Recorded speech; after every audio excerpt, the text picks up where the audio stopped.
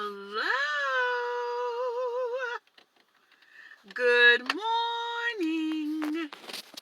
How are you guys doing? It's Motivational Monday with your girl Kimberly Reese. How are you? How's everybody doing? What's up? So, wow. Can I tell you that this has been an interesting weekend and Monday. Like wild. I have a special guest in the car with me. There's Kalela. Say hello. She's eating. Motivational Monday. We actually just came back from getting my groceries. I do Kroger pickup. Yeah. And stopped and got some breakfast, and we're sitting in the car. Happy Monday. Hello. Happy Monday to you. How you doing? So, I want to talk about relationships. Not the kind you think I'm talking about. I want to talk about the kind of relationships that you have with a friend. First of all, how y'all doing out there? After this election, how you doing? Do you still have relationships still intact? How are you with your families? Your girlfriends, your boyfriends, and girlfriends, your girlfriends, guys, your guy friends. How you doing? Are y'all still good? Are you doing okay? I'm calling to check in with you because this election was the most divisive election that I think I've ever seen in my lifetime. Now, mind you, I'm pretty sure years before I was born, specifically when um, things were happening like huge in the civil rights movement. There are probably lots of that going on, specifically in white households, because the freedom riders and allies,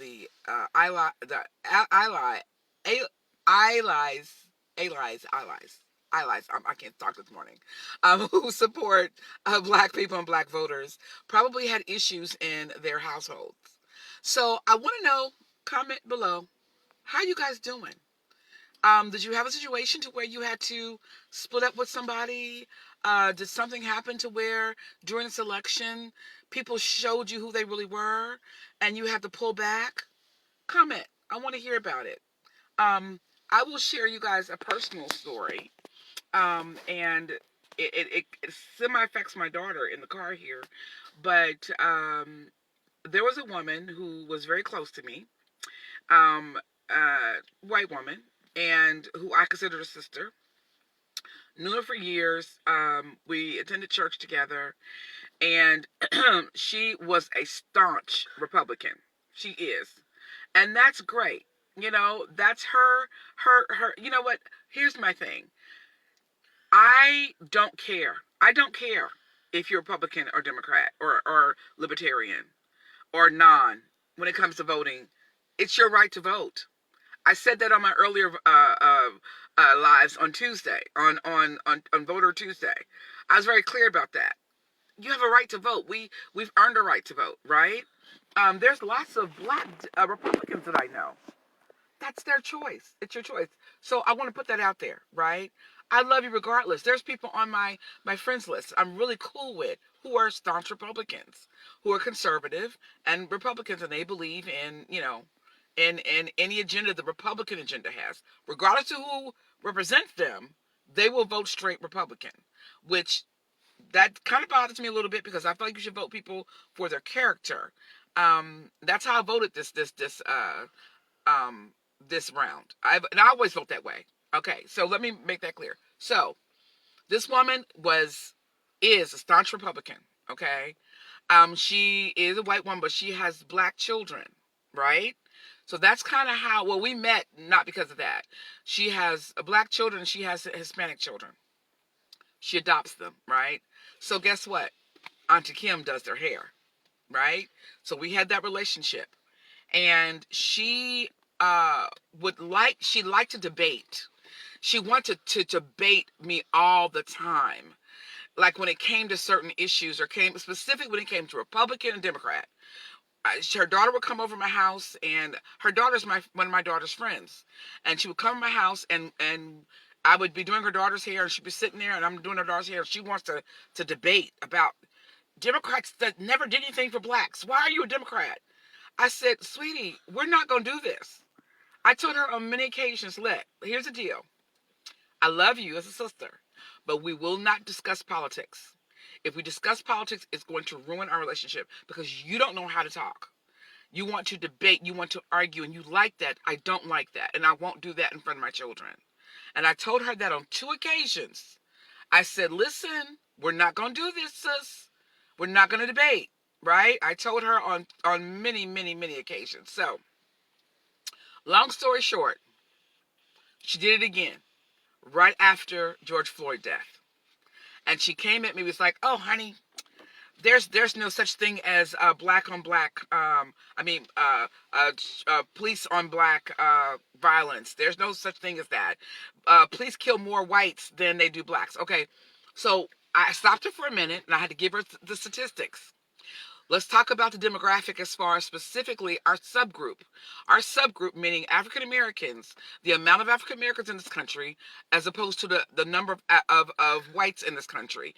Yes, that's why we're called the minority, because there are more whites in America. So statistically, if you're going to be shot by a police or killed by a police, it's going to be higher because of the demographic. I hope that makes sense, and because of the numbers. And I explained that to her. I said the problem is that you see more black people being killed at the hand of the police for small things, for things they didn't do, for being accused of something they didn't do. They're being incarcerated for things they didn't do. We want to talk about what happened in New York at one time when that prosecutor was in power, and all those black men that got locked up that were completely innocent and were at Rikers Island getting beat up and raped. Okay, so let's not talk about that, right? Okay, now let's get back to the original point. She wanted to beat it down that there is no such thing as police brutality against the black community. I was so angry with her. I said, we're done. We're not going to talk anymore. I'm going to hang up this phone, and we're not going to talk. She wanted to yell and click. I clicked the phone. I immediately went to all of my social media that she follows me on. I blocked her on everything. I deleted her number out of my phone. I will not talk to her. And now if she wants to come and apologize, great. Now, let's move up. Now, my daughter's birthday came about. This was in June. And my daughter made it very clear that she would. No, we had already talked about her daughter coming. I had sent an invitation out on Facebook. It was a drive-by because of COVID, as you guys know. So I went ahead and let her daughter come, because the kids are not the victim. They shouldn't be the victim here because of the stupid, actions of an adult. So I said, absolutely, she can come. It's a drive-by though. It was not a, come in because of COVID. We were very clear. Well, she pulled up, dropped her daughter off, and left. I said, oh, great. I said, sweetheart, call your mom and tell her she needs to come and get you. Tell her to come and pick you up. And she came and got her. She was like, what? No, come and get her. This is not that kind of party. She said, they talked for a minute, and then I said, we're just saying hi to people in the car, and then they're leaving. Matter of fact, she dropped her off early before the party even started. Like she was trying to get rid of her. Like she does that a lot. She just wants to throw her over on me and like, no. So I lost a relationship that really, honestly, was a bit toxic. Honestly, it wasn't a relationship that I really valued. And because of politics, because of her views on Republican versus Democrat and what the Democrats don't do for black people, and everything, she would go back and forth. And every time she came to my house, she talked about President Obama. She talked about him all the time and what he didn't do, and how Joe Biden is corrupt. And oh my God, went on and on. And I kept telling her, we're not going to do this. So my question to you guys, comment below. Hello, my people. I see people coming in. Chanel, mwah. Hi, baby. Hi, Niecy. Hey, John. What's up, bruh? How are you? Who else is watching? I can't scroll back. Sorry. I know there's like several of you in here. So I want to know, Put down there in the comment box. What has your relationship been like? People who you know that used to be cool with, and then this election occurred, and you're like, okay, y'all don't talk anymore. You know, that's sad. It's really sad. What's been your experience with that? It's really sad. Now, let's talk about the election once again. I said this will be last week that I talk about the election. Although you people in Georgia, I need you out to vote for the Senate. Okay, make sure you're registered and keep doing it. Keep it blue. So, um, let's talk about electoral votes and popular votes. Guess what? Once again, it happened in 2016 and it happened in 2020. Democrats got the popular vote. So the country spoke. The country said, hey, this is how we want. This is who we want. The country spoke. In 2016, the electoral vote went to Donald Trump. This year, it went to Joe Biden. Okay? Now, do I like the way the voting system is? Absolutely not. No. Do I feel like it's necessarily fair? Sorta. Okay? Because people will say, I can vote, my vote don't count. It does. Yes, it still does though. So what legislators are trying to change is how the voting process works. We're the only country that works on that kind of format. So my girlfriend just typed. I've got to put my glasses on so I can see what she said. Hi guys, this is my glasses. And this is my car glasses, so I'm missing an arm. Okay. So she said, Kathleen said, not good. Family and friends both don't like the political views, which include putting decency back into the White House. They have attacked me and my daughters continually, and they have treated us horribly. What is most hurtful is our family attacking us. You know what? Girl, listen. You just said a mouthful, okay? That is what I keep hearing, which is why I wanted to do this particular live today, specifically on relationships. Come on, people. We're talking about family. People who you love, or you're supposed to love. We can't do this. But you know what? This is what happened. This is what happens when you have a leader who does not know how to lead. This is what happens. I don't care how book smart you are. I don't care how good you are with managing money. I don't care how good you are with counting numbers and organization. If you can't lead, and if you don't have a good heart, and if you do not have morals that are positive and loving and a loving heart, it's going to mess up everything. And that's what happened, unfortunately.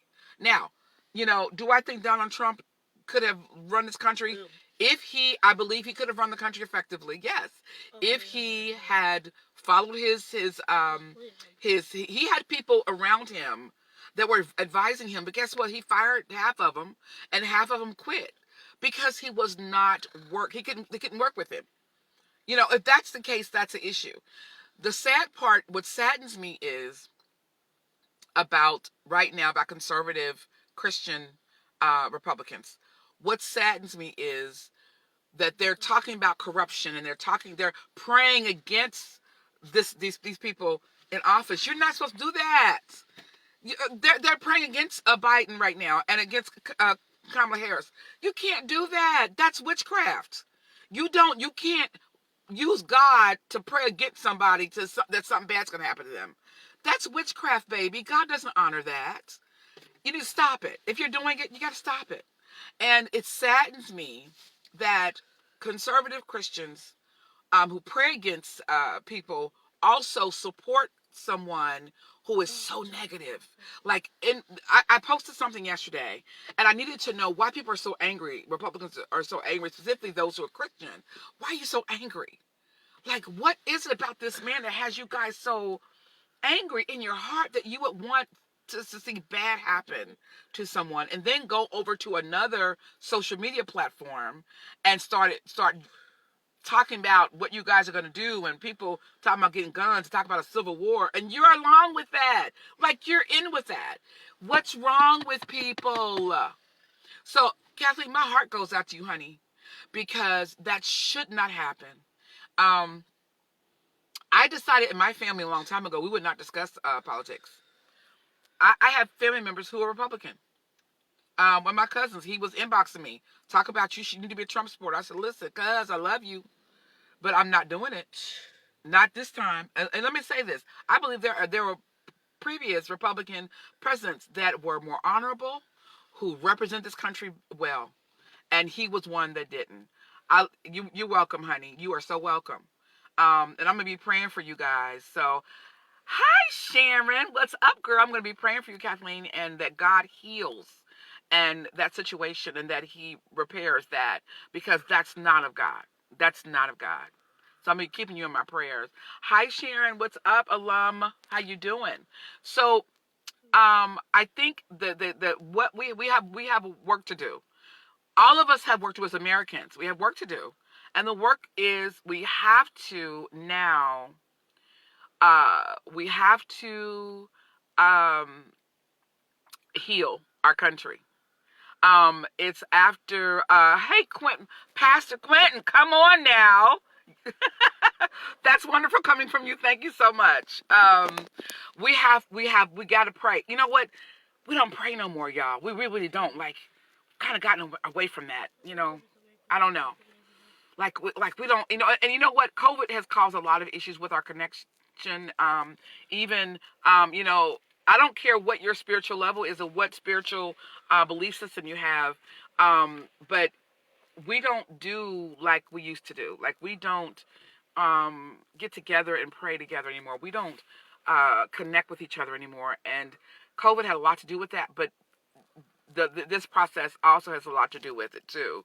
Hey, Sister Ellen, how are you, girl? Listen, thank you, Georgia. You people in Georgia, baby. Yes, y'all got to get ready for this next wave. You got to get ready for the Senate. Come on.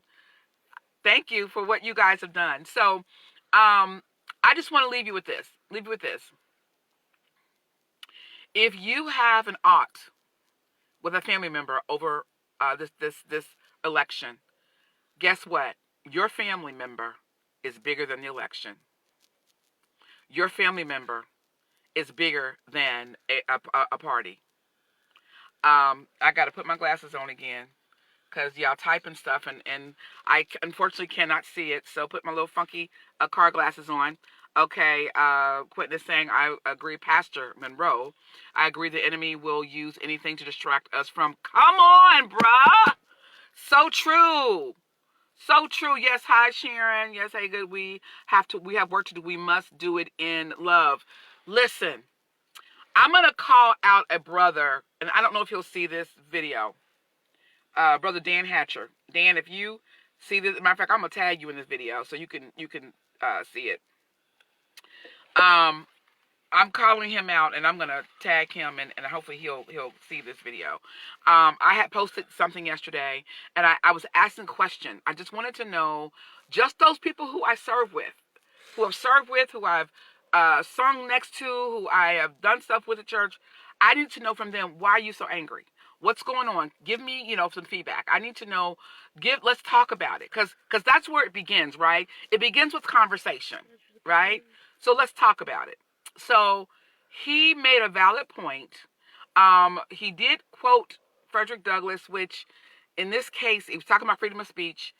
I don't think Frederick Douglass was probably the right person to use to talk about freedom of speech in this particular situation, because of the hate hate speech is being said. So that can't really be connected, but I see his heart, and I get his heart. But we've got to have the conversation. Okay, so what I did was I removed the post because it was getting out of hand. It was not the post that I was trying to convey. And what I was trying to get back from the post, I removed it.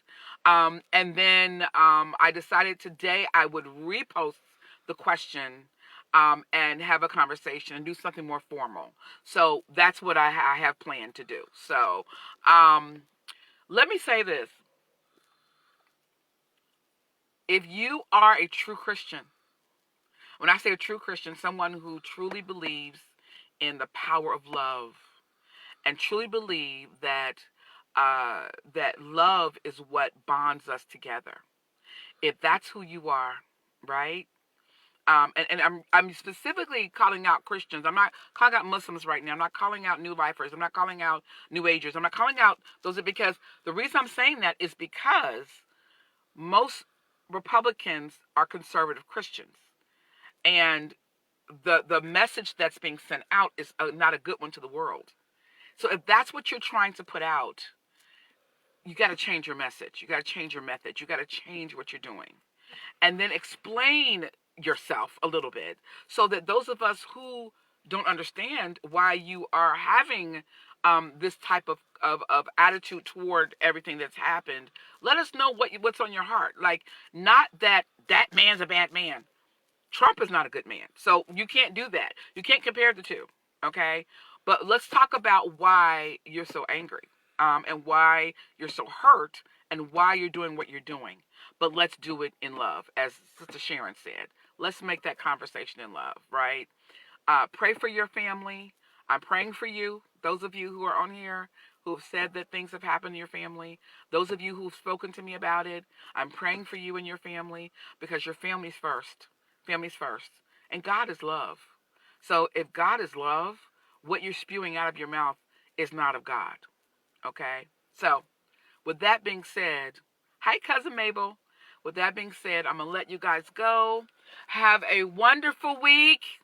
And look for something from me this week about this conversation, about conversating in love. So I'm going to put something up formal, so we're going to talk about it. We're going to have a platform to chat about it. But have an awesome Monday. Please love on one another. Have a good day and an awesome week. Kalela, say bye. All right. Love you guys. See you next time. Bye.